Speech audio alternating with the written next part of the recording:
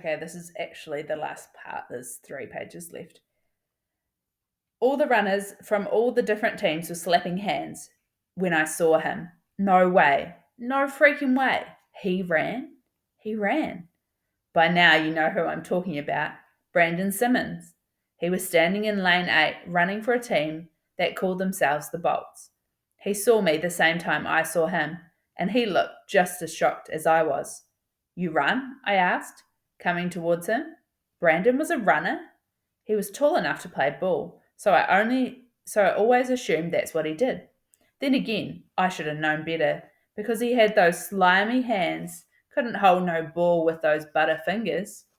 You run? He responded, wiping his hands ironically on his shorts. Then he smirked and shot breath out of his nose like he couldn't believe it, like it was some kind of joke, like he didn't see that sign King was holding up. Yeah, Lou said from behind me. He put his hand on my shoulder. He runs real fast, he said, taunting Brandon. Lou pulled me into him, grabbed me by the back of my neck. It's me and you, he said, snapping me out of Brandon Simmons' nightmare state and back into focus. Had I known Brandon was a runner, I would have told Dre and Red to come to the meet just so they could have seen me smoke him. Shoot, I might have invited the whole school, even Principal Marshall. Maybe even would have told Shamika to bring that laugh with her for the special occasion. Lou gave me 5, then repeated, It's me, he pointed to himself, and you. He put his finger on my chest. I was in lane 6, Lou was in lane 1. I bent down, untied my silver shoes, then retied them. I looked around at the crowd, a smear of people rooting for their friend or son or brother or teammate. Somebody was probably there even rooting for Brandon.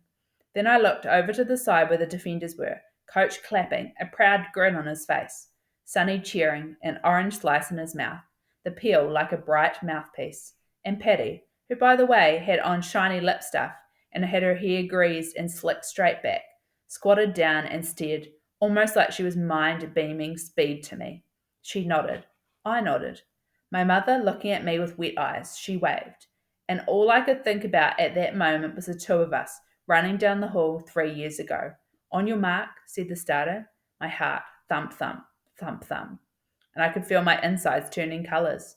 Not sure what colour. Not red, not blue. Something else. Something different. A colour I never felt before. I squatted down, pushing my feet back against the blocks, stretched out my thumbs and index fingers and placed them on the edge of the white starting line, rested my weight on my arms, closed my eyes, thought of us running to the door, running for our lives. Get set, said the starter. Butts in the air, the sound of the gun cocking, the sound of the door unlocking, heart pounding. Breathe, breathe, breathe. Silence. This is it. And then, boom!